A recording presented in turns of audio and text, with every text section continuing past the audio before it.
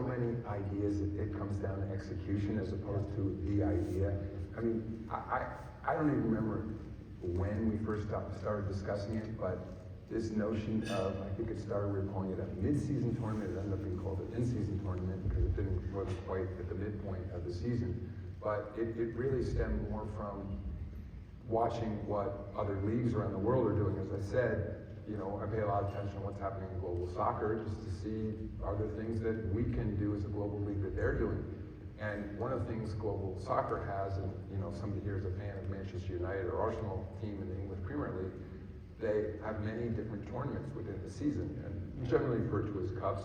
I mean, I analogize it a little bit to what you see in college basketball as well. Often you'll have the holiday tournament, the Thanksgiving tournament, whatever else. And I think for those teams, no one's there is thinking that's the equivalent of winning the NCAA tournament, but if you go to one of these holiday tournaments, you certainly want to win, and there's benefits to winning and all that. I think it's interesting, when we first started discussing the concept with our players, the international players got it right away, because they grew up in an environment, in soccer in particular, where there were lots of different cups, and they, you know, for a lot of the American NBA players, their first reaction, understandably, was, wait, this is all about winning the Larry O'Brien Trophy. Who's going to care about an in-season tournament cup or anything else? And then, frankly, as we started getting into that with them, part of it is a business upside. Part of it was to make those games in the fourth quarter, fall of the year, more meaningful to our fans.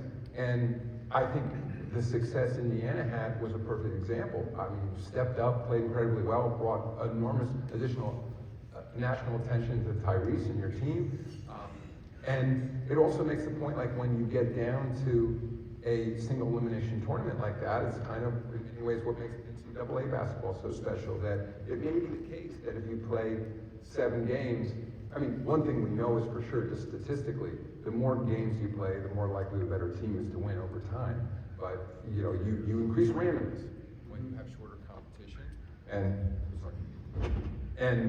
so, am I still on? Yeah, so, you know, we were very happy with the first iteration of it, and we'll continue to grow from there. Question from the audience, was it